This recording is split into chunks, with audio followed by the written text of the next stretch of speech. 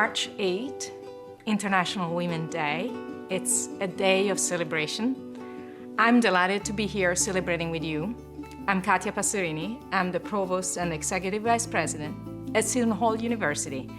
Seton Hall is a Roman Catholic university of about 10,000 students located about 30 minutes from New York City in South Orange, New Jersey.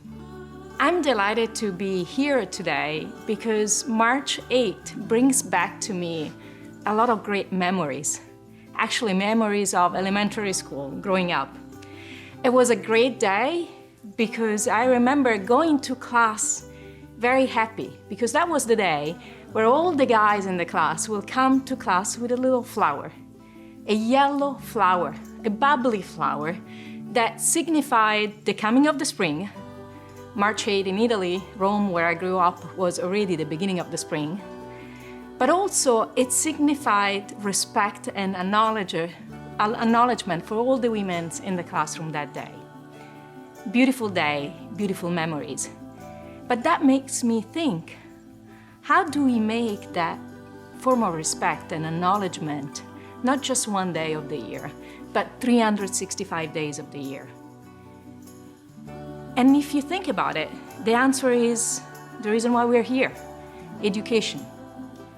It's empowering everyone, including women, to have access to equitable and equal education to really become all that they want to be. So in the US, that's becoming true. The number of women in higher education graduating from colleges is actually surpassing the number of men. But that's not true all across the world. And today we're celebrating International Women's Day. So we see women in primary, secondary, but we also have to see women in tertiary education so that they can achieve the highest level of education and become all that they want to be in any profession, whichever profession they choose, being a politician, being a business person, being a teacher themselves. And that's possible through providing education. For us, we see imbalances that actually transfer not only from the education field, but also into a field that we're celebrating today, the field of entrepreneurship. So if we think about companies that are being launched by entrepreneurs, the numbers in the US and in Europe, if you compare them, are abysmal.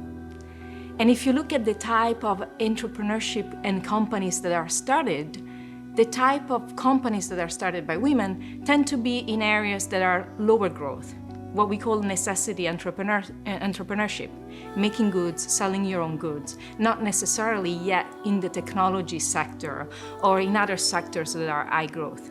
And that's something that we really want to try to fix by empowering more women not only to think about ideas, but actually implementing ideas.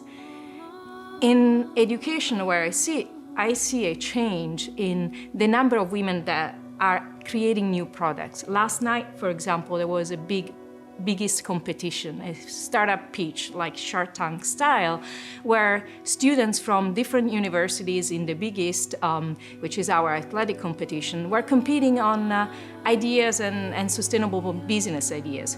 What I noticed last night is that the number of women presenting those ideas were exceeding that of men. Our own team, Seton Hall team, was a team of 3 nursing students who were presenting ideas about care, how to improve the hospital experience of patients and how to lower infection rates.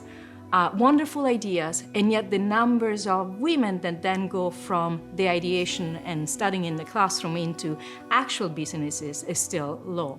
So how do we make what we now think could be possible from the ideas to actual businesses? We have to bring more women in the classroom to become role models of the students. I myself am the product of observing my own professors in my university. The first woman in the information systems and decision science department, she showed me that she could do it all. She was a mother, she was a grandmother, she had a successful career in computing and coding, then came back to academia. Every day she would come to the classroom with a smile and then go play tennis. She was really developing us into leaders by showing that we could do it. So that's what we should be doing in the classroom. We should help students, especially women students, to understand that all is possible and provide the opportunities and the mentorship to realize that potential, so that we can talk about respect and empowerment, not only on March 8th, but all the 365 days of the year.